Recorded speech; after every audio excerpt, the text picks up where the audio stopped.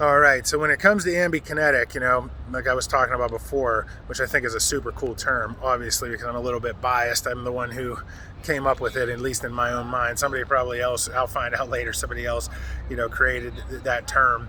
And basically, if you look up the word ambidextrous, it means basically the ability to use the left and right hand equally, right? Or the left side of the body and the right side of the body equally, from all tasks. And about less than 1% of people in the world are actually ambidextrous.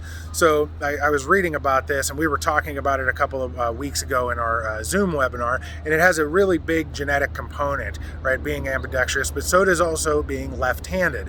About 10% of the population is left-handed, and basically, I want to say up until Obama, it was like 7 out of the last 8 presidents were actually left-handed. And they say that, from a faculty standpoint and our executive decision making, that it's a right-hand dominant world because 90% of the world is right-handed. So a left-handed person has to navigate the world in a different way and has to use these executive functions of the brain to try to figure out how to navigate the world with a left-hand dominant pattern.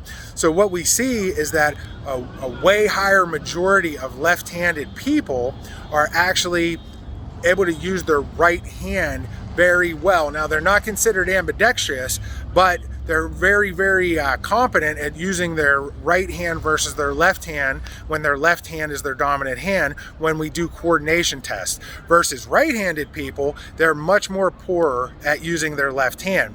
So it was interesting when I was doing this research. The word sinister actually comes from the word that means basically, I think it was sinistra in Latin back in the medieval days.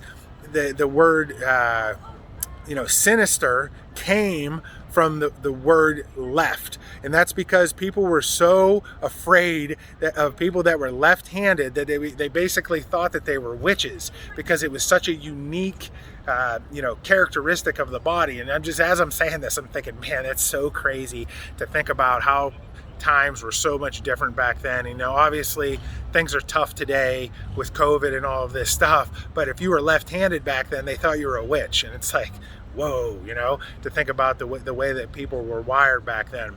So the cool part was, in the research studies that they did, they showed that people that were ambidextrous and people that were left-handed, had very similar brains in terms of the way that they were wired, and also in terms of their PET scan activity, in terms of how their blood flow and everything was working to determine how the brain was functioning, which I thought was really, really interesting. So they think, and I got to be careful that how I use this word, but they think that ambidextrous people evolved from left-handed people being so afraid that they were going to be be the target of some witch hunt, that they would have adapted using their right hand, and then over time that trait would have basically got passed down to the offspring one after another, until you would end up getting this purely ambidextrous person that could use both sides of their body equally. So pretty cool story, and I just wanted to share that with you guys. I hope you're having an awesome weekend, and I'll talk to you later. Thanks.